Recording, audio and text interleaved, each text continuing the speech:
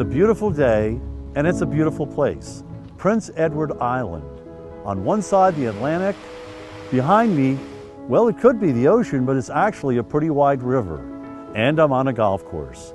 My first time playing golf in Canada, but it will not be my last.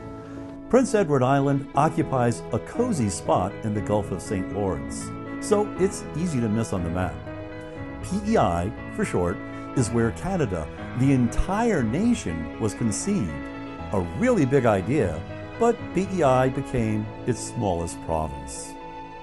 As such, it embraces a somewhat quaint lifestyle. The biggest city, Charlottetown, isn't really big. You can easily explore the town by foot, and parts of it, like the restaurant district, have a European flair, where charming is the operative word. It's a slower pace, it feels like vacation, it smells like vacation.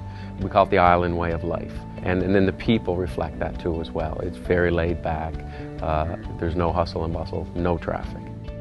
There's something fishy about the place, in a good way. It's a seafood lover's paradise, especially when it comes in a shell. When you come to Prince Edward Island, enjoy our delicious lobster.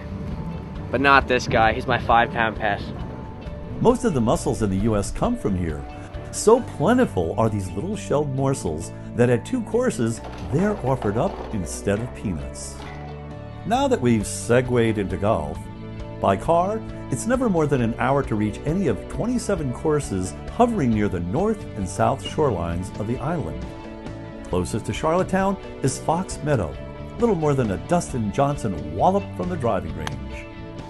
Like almost all the PEI courses, it's scenic to a fault. Generous fairways framed by formidable fescue areas. Fortunately, it's fescue done right, not so close that it dominates play by intimidation. The seaside invokes images of the British Isles, and the Highland theme of choice is Scottish. While Dunderaig may have a Gaelic bond, the design crusaders were a couple Yanks, Michael Herdson and Dana Fry. They crafted a beautifully balanced course, taking advantage of all the countryside has to offer. With its huge greens, it's very much a modern design that challenges you to bring every skill as a golfer. Glasgow Hills. Wow! Very player-friendly, but very challenging. Uphill, downhill, side hill, it's a scenic roller coaster of elevation changes. And while the pull of the valley below makes putting a geological mystery, well, that's part of the fun. Another Highland fling awaits at Eagles Glen. Rolling through the hills, it became apparent to me that another theme was emerging here. PEI has a small population, but an abundance of lush acreage to fill the gaps. So, very large greens are the norm. However, similarity doesn't mean it's all the same. Because we're an island, there's always at least a gentle breeze here, so many of the courses will change from day to day depending on the wind. It's a great experience. It changes the golf course experience, and most of our courses have a water or ocean side or water view. Pebble Beach's Spyglass Hill was inspired by the novel Treasure Island. Likewise, the Green Gables Golf Club is named in honor of a fictional character who was supposed to have lived here, Anne. And it's on an island, so there's the connection, eh?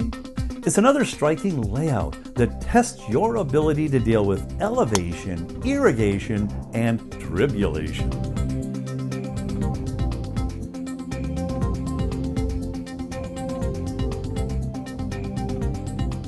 All these courses have earned a place in my heart, even more so because they offer my favorite drink, the Bloody Caesar in tribute to the clam. Green Gables was revitalized by renowned Canadian architect Thomas McBroom, whose handiwork I first encountered some 2,000 miles to the south at Royal St. Kitts in the Caribbean.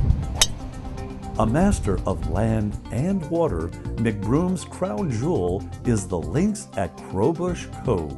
Ranked among the top 10 in Canada, Crowbush takes a backseat to no one. A magnificent layout that begins as parkland and evolves into seaside.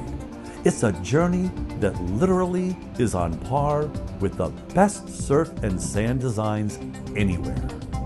The next time you plan a trip to the islands, instead of just thinking south, consider a trip to Prince Edward Island and the Great White North.